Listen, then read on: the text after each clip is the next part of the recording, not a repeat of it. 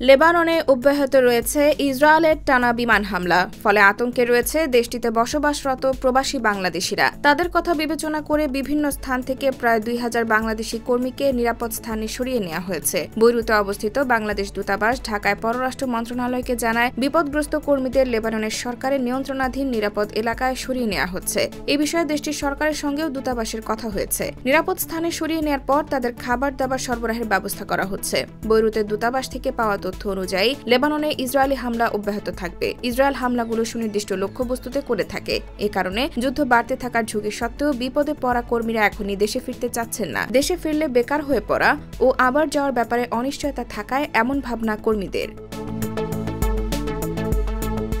IBTV USA, new York.